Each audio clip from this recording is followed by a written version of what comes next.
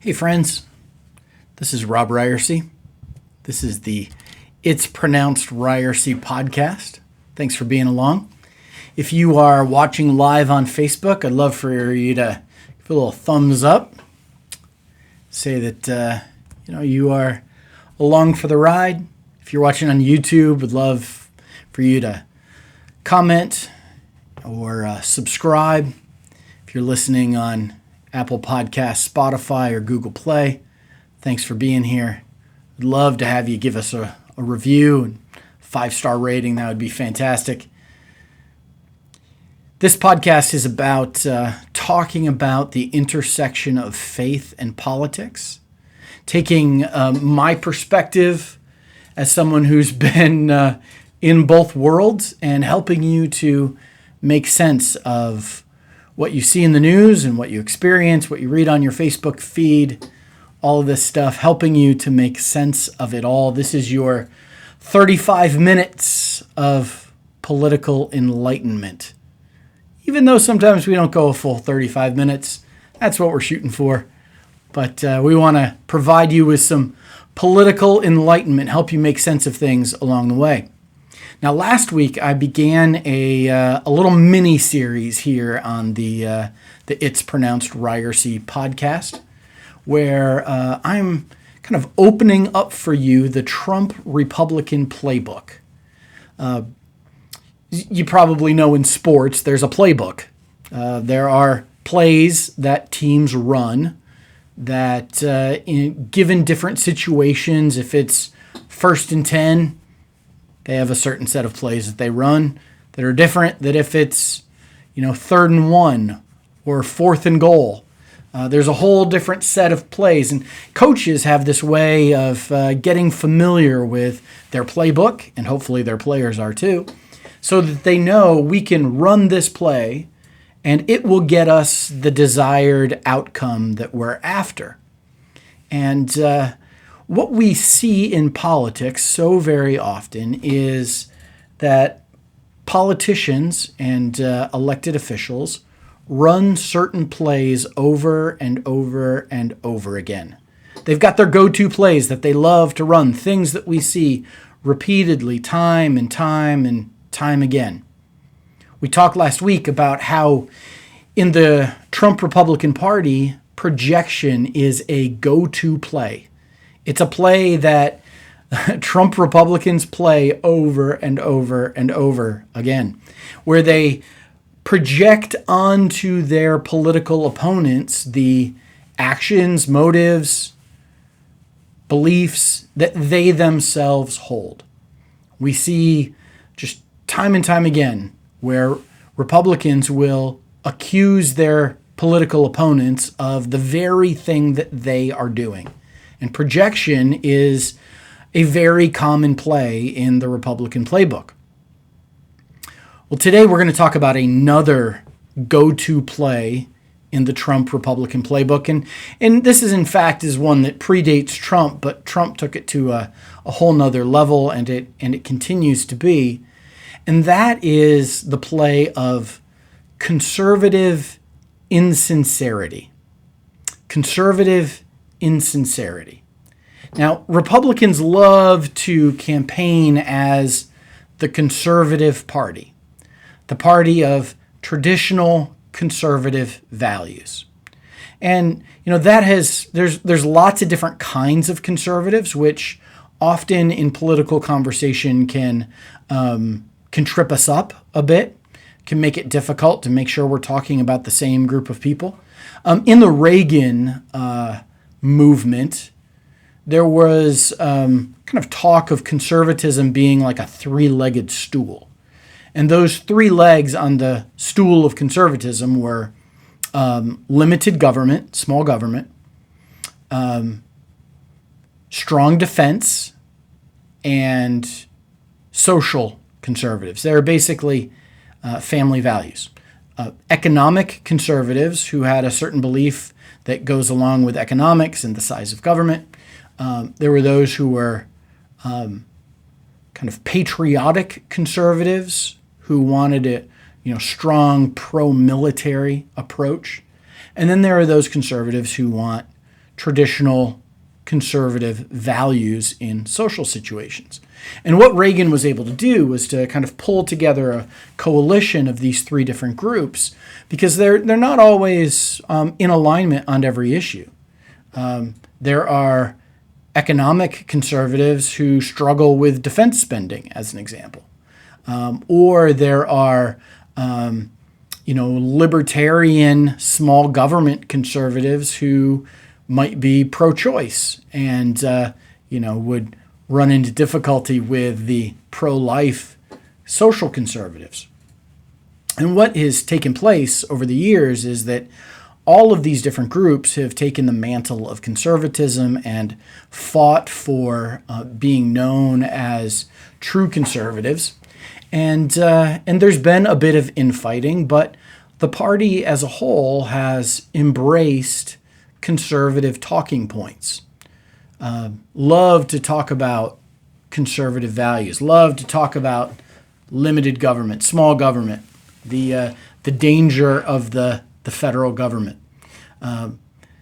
Love to talk about traditional family values and preserving those. Love to talk about being patriotic and defending the country and defeating our enemies. These are very typical conservative talking points.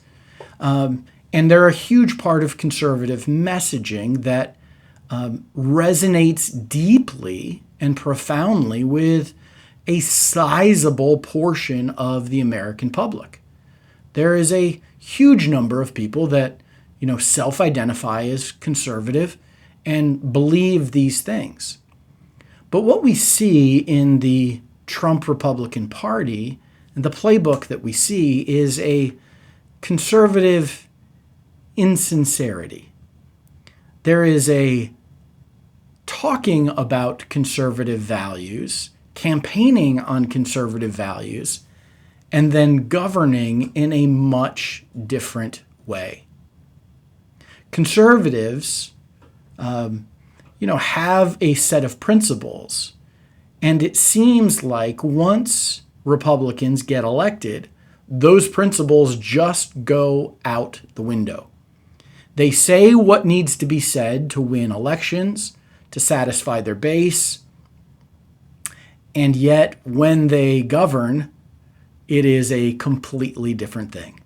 There's a level of insincerity that exists when Republicans campaign for office. And it's really important that we be able to point this out for a couple of reasons. One, to demonstrate that so often these are folks that can't be trusted. These are folks who have, peddled in the goodwill of the American people and have squandered that and squashed that. They can't be trusted.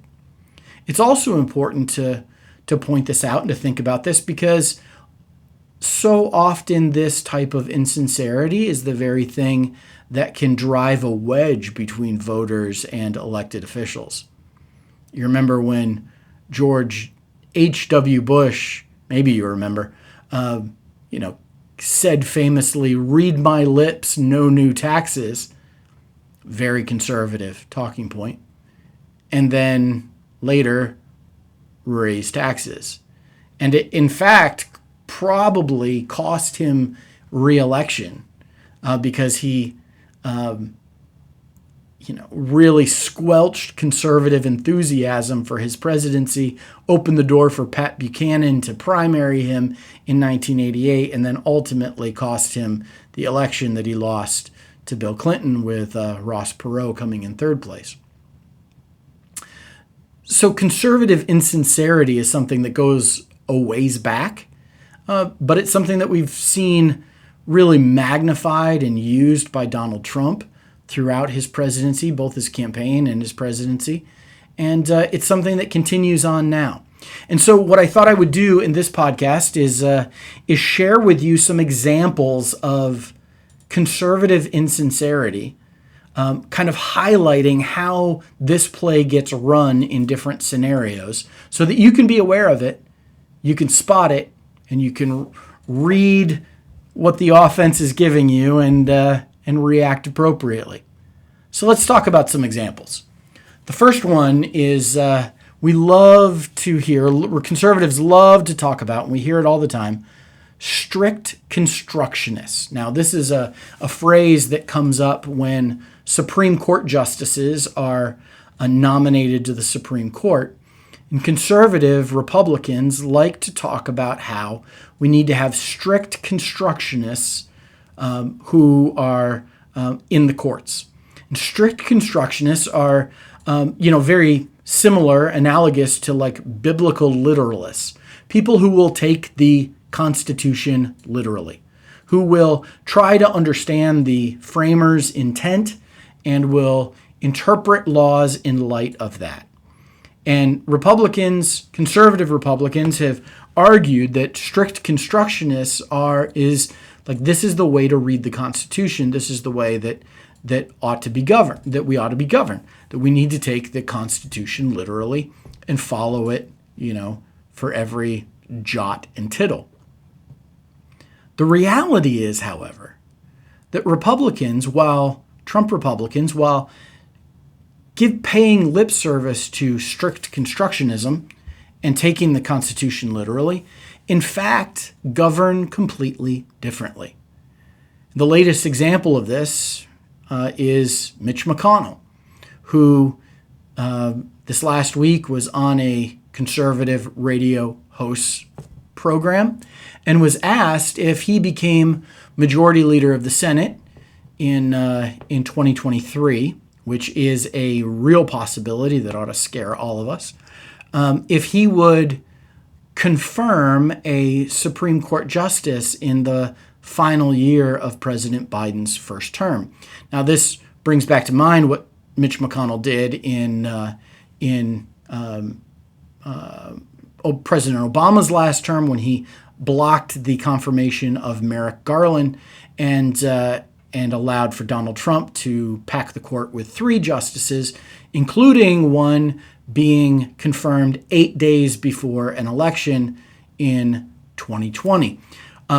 Mitch McConnell has shown just profound hypocrisy on this issue, and he said that he would not, he'd be inclined not to confirm a justice nominated by Joe Biden in the final year of his first term, regardless of what the Constitution says. The Constitution says that a president who is elected has the right and the responsibility to nominate justices of the Supreme Court, and the Senate has the right and the responsibility to advise and consent on those justices. Who cares what the Constitution says? We're going to put our political stakes above what the Constitution says. Republicans are insincere about their conservatism when it comes to strict constructionism. They're also insincere about their conservatism when it comes to small, limited government. Conservatives love to talk about federal overreach and how we need to have a small and limited government, particularly the federal government. Couple of examples of this. So you remember when Rick Perry was running for president, if you remember that, he was governor of Texas at the time and ran for president, and he said that he would eliminate 3 departments in the federal government, 3 cabinet agencies in the federal government. He said he would eliminate the Commerce Department and then the Education Department, and then he couldn't remember what the third one was, if you remember this great moment from a debate in 2011, presidential debate. As it turns out, that he clarified later that the cabinet position that he forgot was the head of the Energy Department. He would eliminate the Energy Department. Under President Trump, Rick Perry became Secretary of Energy. Secretary of Energy. He became the head of the agency he would eliminate. Republicans love to talk about, and Trump Republicans, conservative Republicans love to talk about this small, limited government, and yet at the same time, while talking about wanting to eliminate certain bloated agencies in the federal government, they also love to grow agencies that they care about. The Department of Homeland Security, ICE,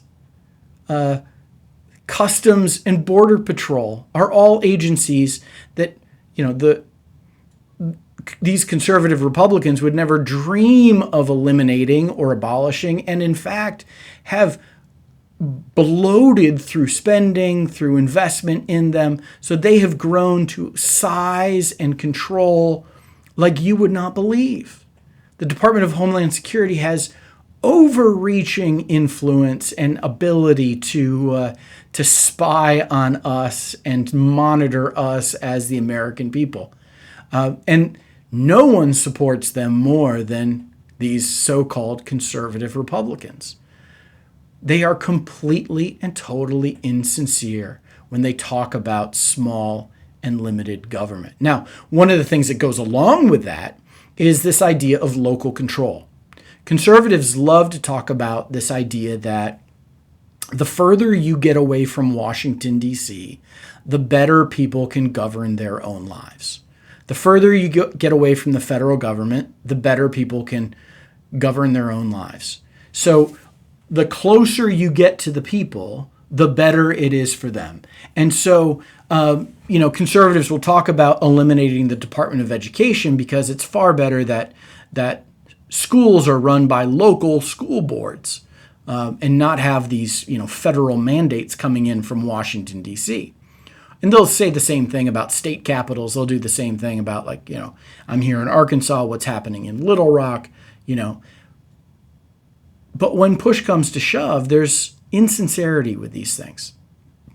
Here in Arkansas, for instance, a couple years ago, there was a state legislator who passed a law allowing for concealed carry to, proposed, and it passed, allow for concealed carry anywhere in the state, including college campuses. But it allowed for there to be some opting out by state universities from this. And every single university in the state of Arkansas opted out. And so in the previous session that happened, a law was passed removing the opt-out clause. It's not that these universities could make the decision about what's best for their campus. When that went against the ideology of these so-called conservative Republicans, local control goes out the window. Same things have happened with mask mandates, with gender-neutral bathrooms, with sports and transgender athletes competing in sports. We have seen state governments telling local governments what they can and can't do based on their own preferences and ideology rather than their stated principles of local control. Whatever happened to local control? What we see with so-called conservative Republicans is when they get elected to office, their principles and their stated positions of local control go right out the window for them to enforce their own beliefs on people. And as my wife has pointed out here in Arkansas and in other states around the country, but particularly here in Arkansas, it's like we're being run like a giant Christian school. And it is an absolutely terrifying thing to experience when my freedom is impinged upon by these so-called conservatives who like to talk about local control. Here's another example of a conservative talking point. Conservatives love to talk about deficit spending and how terrible deficit spending is. That if the federal government is running a deficit, we need to cut spending. If we spend money that we don't have, it is just going to be the worst thing in the world. My opponent when I ran for Congress in 2018 became the chairman of the budget committee at the time, and he would love to talk about deficit spending, and yet at the same time, do you know what happens? These so-called conservative Republicans spend like drunken sailors when they're in power. It seems that deficit spending only becomes a concern when Democrats are in power. Now, we could have a whole nother debate about whether deficit spending is a good thing or a bad thing, whether deficit spending is, whether, the federal budget is like a family balancing their checkbook, or if it is a completely different entity. And if you're interested in any of that, I would encourage you to Google and do some research on what's called modern monetary theory, MMT.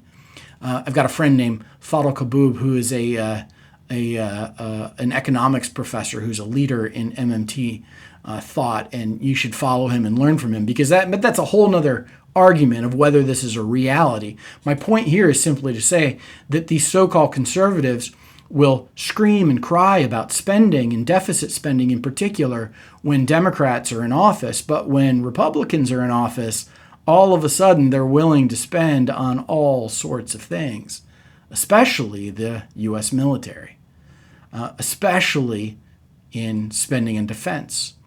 And while they want to cut spending in so many different areas, defense spending continues to rise year over year over year over year. Even though we outspend, I can't remember what the number is now. It's something like 7 to 8 to 13 of the next largest nations in the world that they spend on defense. We spend more than all of them combined. That doesn't matter at all. We're going to keep on spending because deficit spending is only something, the deficit is only something conservative Republicans are concerned about. When Democrats are in office, they are completely insincere about it. I think they're also insincere about free market capitalism.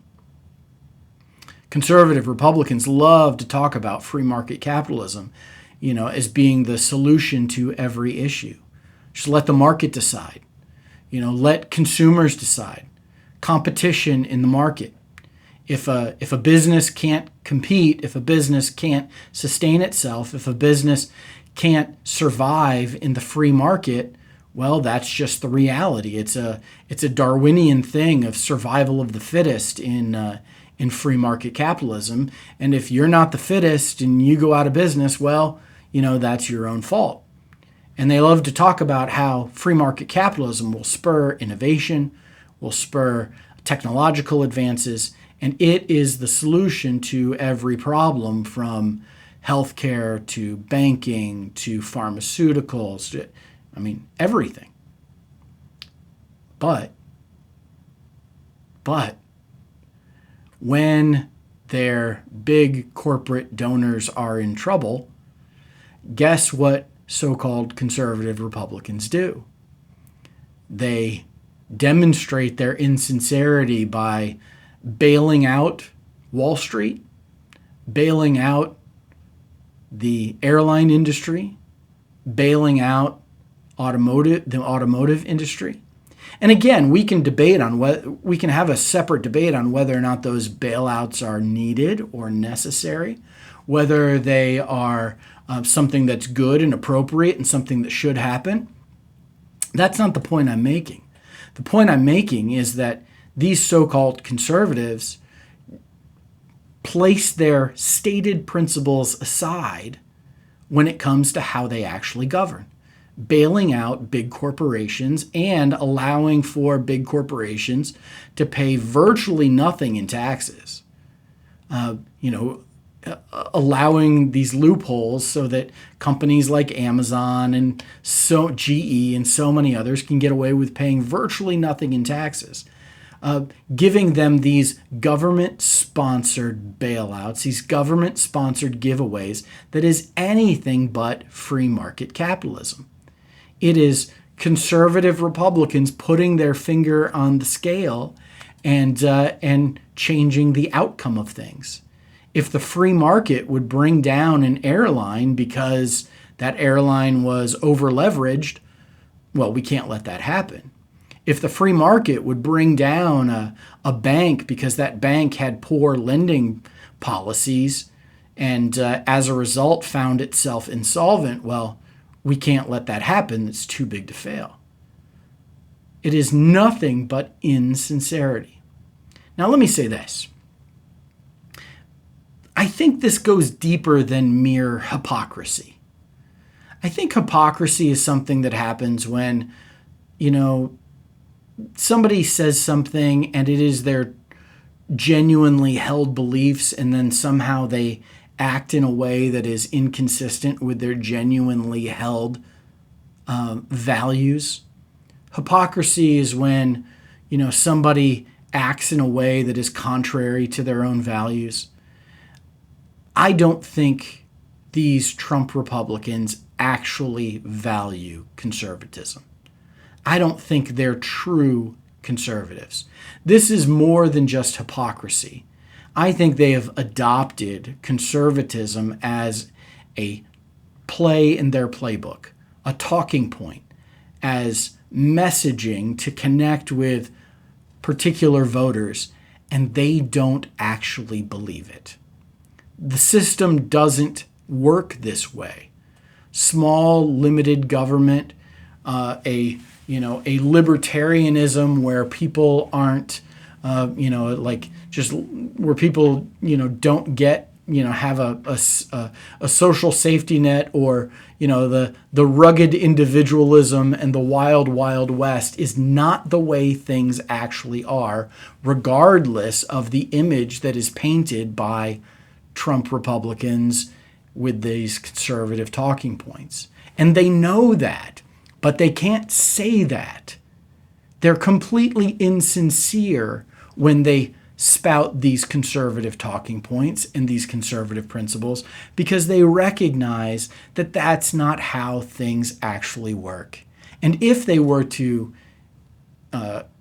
enact conservative principles, we'll end up with situations like we've had in Kansas or Oklahoma, where things have, utterly gone to shambles as a result of these principles being played out. It's bad governing.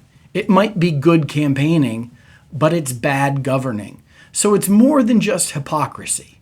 It's not just that they truly believe this, but when push comes to shove, they might act differently. No. They are insincere. They are lying to us. And the conservative talking points sound so good. They tickle the ears of so many people. But they make our lives worse when they're enacted. And Republicans know this, so they're insincere. Listen, this playbook is it's a scary thing. It has plays in it that are effective, that work. The projection works. The conservative insincerity works. And we've got to be really aware of it. We've got to be able to talk about it, point it out when it happens, to help other people recognize that that they're being played.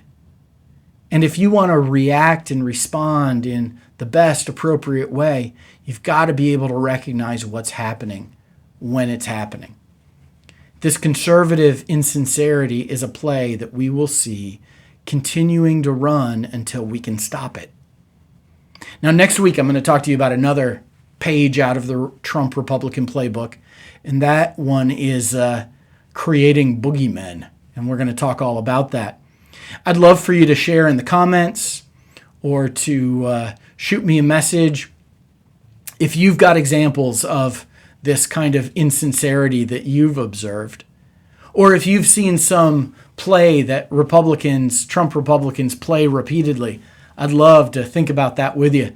So throw a comment in of maybe the most frustrating example of conservative insincerity that you have seen, and share with me the examples you've observed of Trump Republicans running the same play over and over again. I'd love to interact with you about that.